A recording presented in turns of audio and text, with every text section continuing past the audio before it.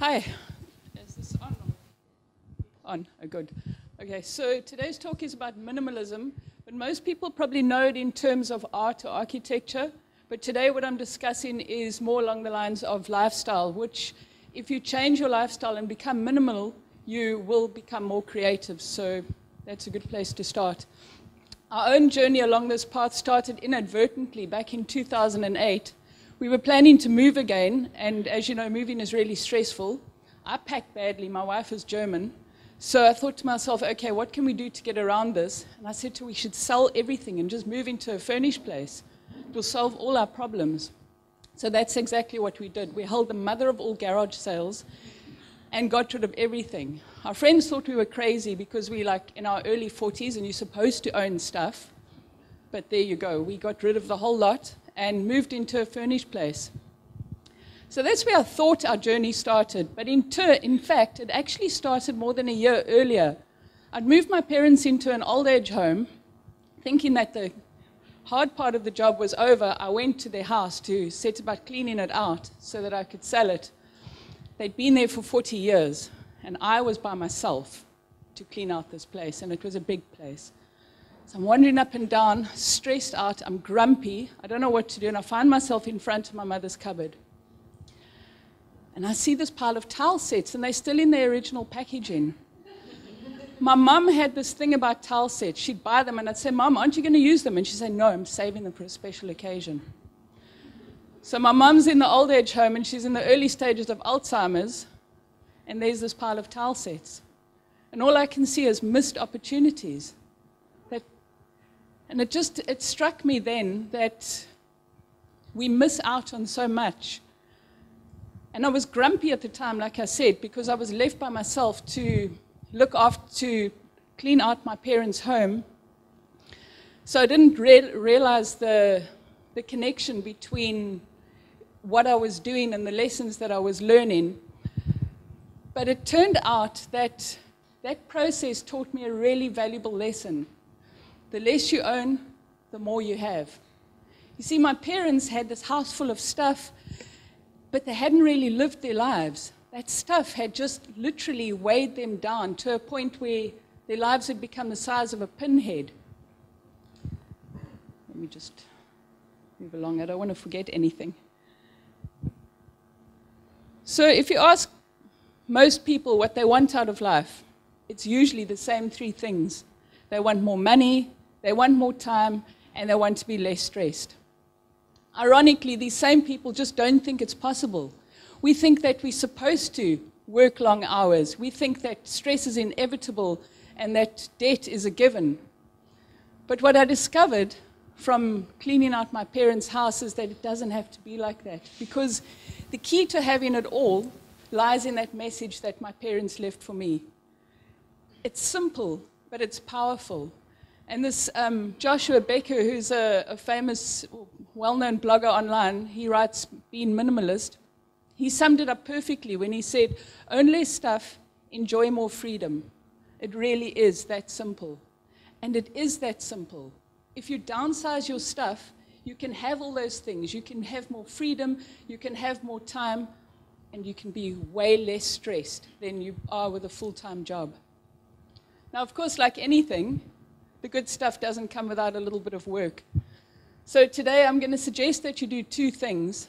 And before you start panicking, I'm not going to tell you to sell everything that you own. We're a little bit extreme in that regard. You get different kind of minimalists. Saskia and I have sold most of our stuff, but we still own a fair amount of things. You get extreme minimalists out there who literally pride themselves on having less than 50 items. Joshua Becker, who I mentioned earlier, he actually still has his house in the suburbs. He's married with kids, but they still live a downsized life. The point that I'm making is, if you do these two things, wherever you are on that minimalist scale, you still enjoy those benefits of being less stressed and having more time and more specifically, more money, which I'm sure we could all do with. So our own journey along this path, as I say, started in 2008, and at the time, our finances were in a shambles. We were in our early 40s, we had no investments, we had no savings, We had debt to the tune of about 120,000 Rand. That was in addition to the 2 cars we were paying off, the bond on the property that we were renting out in Johannesburg. So we decided to get ourselves a financial advisor, and he just looked at us in abject horror. He couldn't believe that this was the state of our finances. We realized we were in a bit of a pickle and we needed to do something about it. So since then, we have paid off all our debt. We have a good investment. We have a really impressive rainy day savings account, and now we're working aggressively towards fixing up that RA that was a little bit dodgy a few years ago. And the benefits of living a debt-free lifestyle they're just absolutely incredible. For one thing, obviously, you're without stress. You can start focusing on things like weekends away, which before you probably wouldn't be able to afford, because now you've got increased cash flow. But more specifically, this increased cash flow loosens that noose around your neck. Suddenly, you don't have to stay at that full-time job that maybe you don't enjoy that much. Now you can think about going freelance. You could probably take a sabbatical. Maybe you're not enjoying your job that much, and you can think about, okay, I'll change careers. And all because what you've done is lowered your monthly overheads. So finances are a great benefit of downsizing. But time for us was a real biggie. Suddenly, our weekends went from being jam-packed with chores to wide open. We literally, all that admin was gone from our lives. And this time can be spent on doing those things instead of spending your weekends cleaning the car, doing the admin, and whatever else that you have to do with all that stuff. Now you can take me time, which is a foreign concept for most people. You can take time for yourself. You can go away on those weekends. There's just so many possibilities with more time on your hands.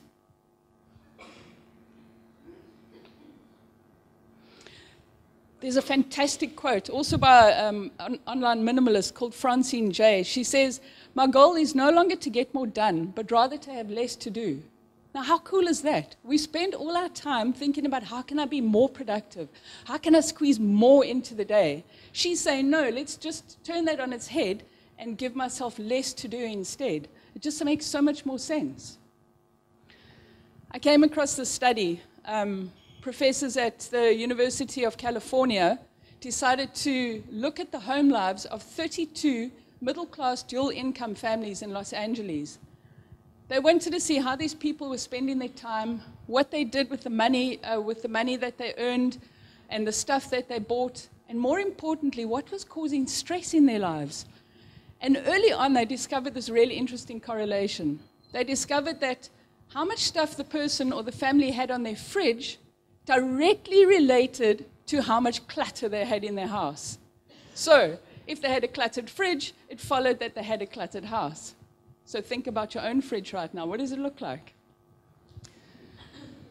Their findings were troubling, to say the least. So the one thing they discovered is that out of these families, only 25% of them could park their car in the garage. The rest, the cars were on the street, and you can see why. Stuffed full of things that they no longer use. Boxes, cartons, toys. The kids are using it as a playground. It's ridiculous. But for whatever reason, they won't let it go. And what was interesting is they later wrote a book about it by the same name, in case you're interested, Life in the 21st Century. And the co-author, Anthony Greach, said, "I don't think Americans intend to collect so much, but we're really bad at ridding our homes of old possessions before buying new stuff." Now, I would say it's not just Americans who have that problem. We've all got that thing. Like, we'll go and shop, but we won't think about getting rid of the old stuff. That's how clutter builds up over time. It's because we're not mindful about it. The last great benefit about downsizing is that you get less stuff, less stress in your life. There's less for you to worry about. Stuff just makes life complicated. So a bigger house just means more to clean, more to maintain, and more to fix when things go wrong. So automatically, if you get a salary increase, you think, oh, I must buy a bigger house. But you don't think about all the problems that come with having a bigger house. And the lack of stress that comes from downsizing is not just because you've got fewer things to take care of and that admin, but it's what I mentioned earlier, it's having lower overheads. Because we all know what that feels like. At the end of the month, if you're worried about how you're going to pay the bills, life is hideous. Whereas if you don't have to worry about how you're going to pay the bills, it's rosy. And take it from the two of us, it's a much rosier existence not to be stressing from month to month. A financial coach called Nathan Morris said, I found that the less stuff I own, the less stuff owns me, which in itself is really telling. So there are the three main benefits that I mentioned, more time, more money, and less stress. But what Saskia and I weren't expecting were the bonus benefits. And the first was personal growth. It came like imperceptibly at first, but what happened was in the beginning, we had all this time on our hands, and we literally asked about on the couch. We spent entire weekends watching a whole season of Boston Legal. We didn't do anything. Like, we were just so lazy. And eventually that grew old, and when it did, our minds became restless. And it turns out your minds are naturally curious and creative. So when you're not asking about and just wasting your time, your mind goes elsewhere and looks for things to keep itself entertained. And as a result, we've become much more productive in a good way. We've become more constructive with our time, and we question more. We've become more mindful. The other cool bonus is happiness. So there's obvious happiness because now we're not stressed and we've got more money in the bank, etc. But there's an underlying happiness that came as well. And this was also completely unexpected, but so welcome. It's a much deeper kind of happiness. And what we think happened is that our locus of control before was external. So we were looking outside of ourselves for ways to be happy. Now, because we don't have the stuff, our locus of control is internal. So we've taken responsibility for our own happiness. And as a result, our happiness is more constant. So obviously, this is not all the time. We're not perfectly happy all the time. But if you consider how we were pre-downsizing, we're like a couple of Buddhist monks now. Just chilled all the time. It's lovely.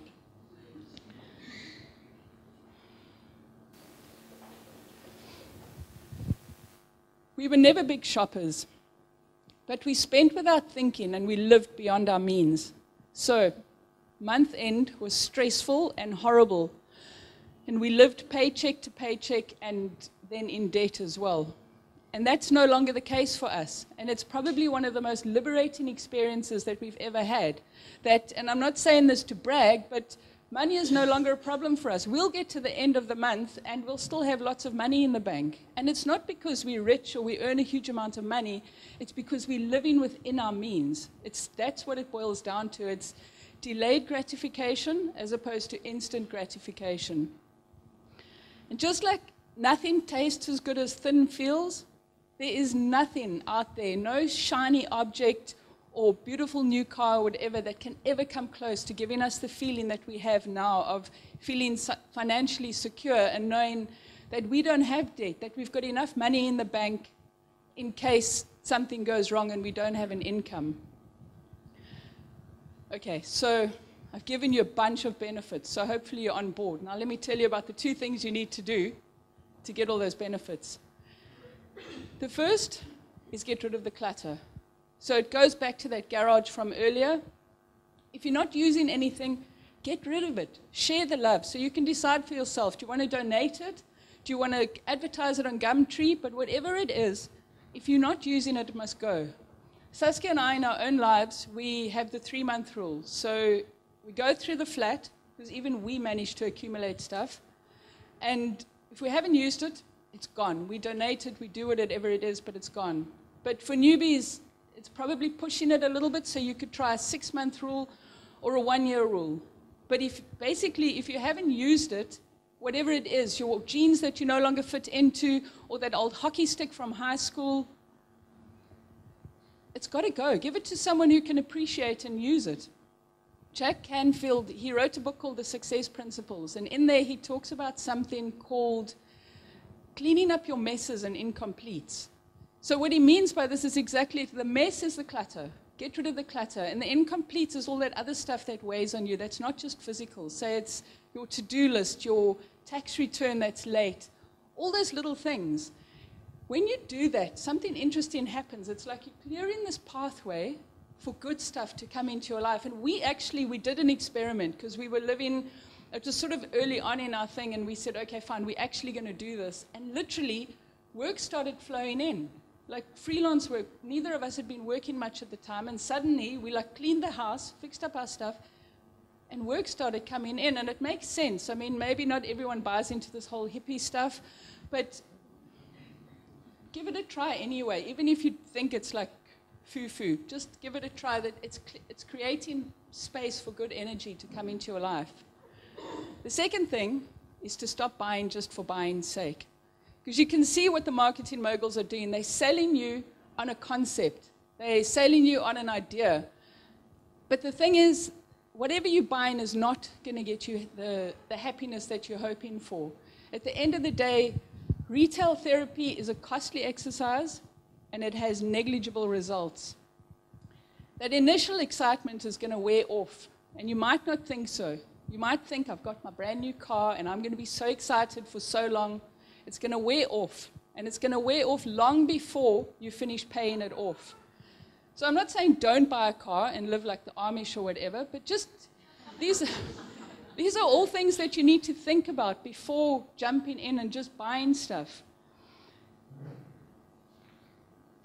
Because at the end of the day, happiness is a state of being. It's not a state of having. The experiences are where the memories lie. It's what you remember. Maybe you remember your first car or whatever, but between then and now, you're not going to remember the stuff. It's the experiences. It's going on your honeymoon. It's maybe you went on a creative retreat, or you had an awesome weekend away with some really close friends. For however long afterwards, that stays with you. That money that you spent, whatever it is, those memories are real and they stay with you, whereas stuff doesn't. So my advice is this: think carefully before you hand over your cash. And I've got a question for you. Ask yourself, are you behaving like a 5-year-old with a wallet and a driver's license? Because we do that sometimes. We just want to run out there and spend money. So think to yourself, why am I spending this money? Why do I really want this thing? And if you think you're behaving like that little kid, get out of the mall. Go and give it some more thought before you spend the money. Choose to spend your money on experiences that are going to feed your soul rather than stuff that's going to clutter your house. So now I'm backing it up with a little bit of a study here, so you don't just think it's me, the hippie, telling you not to buy stuff. Professors at Harvard University did a study called effective forecasting. And what they concluded is that people have the tendency to overestimate how long something will keep you happy. It's apparently 6 to 9 months, but I struggle to find exact figures. According to their findings, the time that it takes for that dream come true car to turn into just around another noose around your neck is not nearly as long as you think it will be. So positive psychology expert Dr. Tal Ben-Shahar, he says this is because when you reach a goal that you've been striving towards, you experience this spike in your happiness levels. But then after a while, things go back to normal. Except now, instead of just plateauing, there's a little dip there because you really expected that car would make you happy. But it didn't keep you happy in the way that you expected, so now you're back to how you were.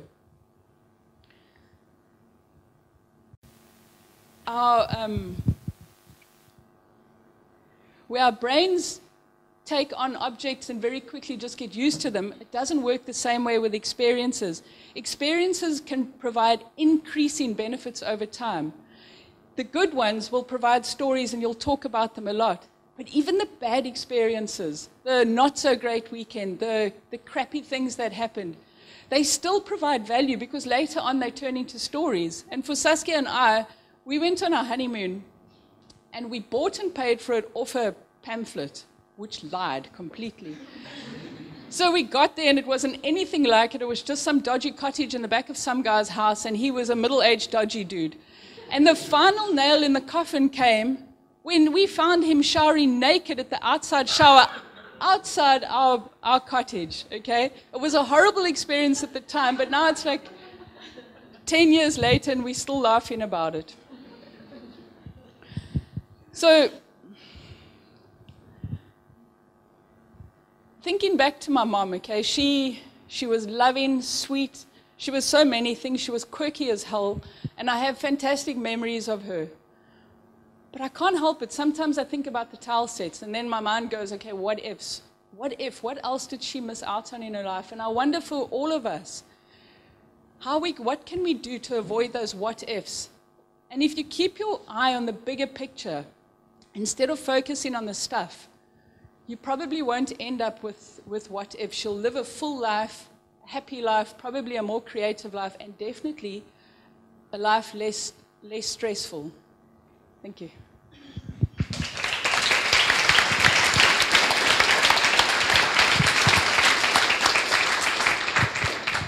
Thank you very much, Angela. We've got a couple minutes for questions and answers. While you guys think about the questions you want to ask her, I'll quickly let you know that Kotha will be handing out 50% of course vouchers for Friends of Design's part-time courses. This is courses in print design, which would be Illustrator, InDesign, Photoshop, or web design, which is a range of web design courses, all on part-time level, to everyone who's asking a valid question. So anyone wants to start? Yes, over there.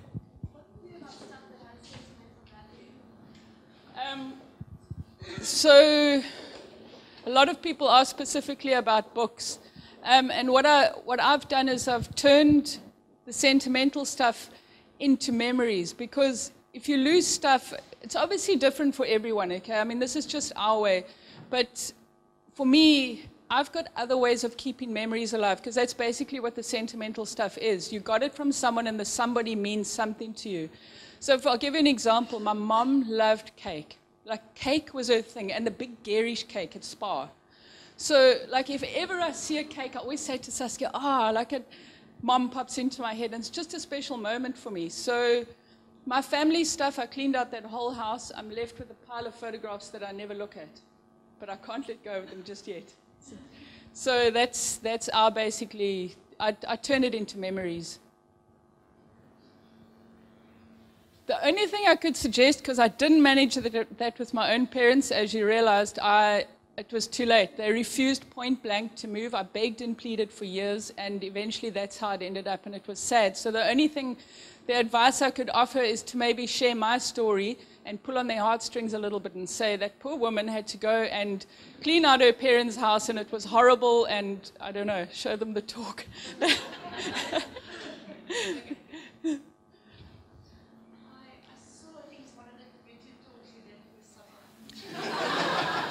Funny enough that you should ask that, but yes, it did kind of happen like that, because we're big fans of Jack Canfield, and it's not his quote, or I don't know whose quote it is, but they say that you're the sum total of the 5 people that you hang around with. And one of our personal growth things that came, like I say, in tiny stages, is we realized that if you complain a lot, that's what you're going to bring into your life. And if you're going to hang around with those people, you're going to bring that into your life. So we were never brave enough just to say, listen, you crap company, I'm not hanging around with you. But that's also rude anyway. But we did distance ourselves in polite ways. And the people, like, if you do have friends, or like, say, for instance, family, you can't just ditch your family, then put plans in place to maybe not spend as much time with them, or don't buy into their stuff as much. So I said with vehicles, how do you get around now?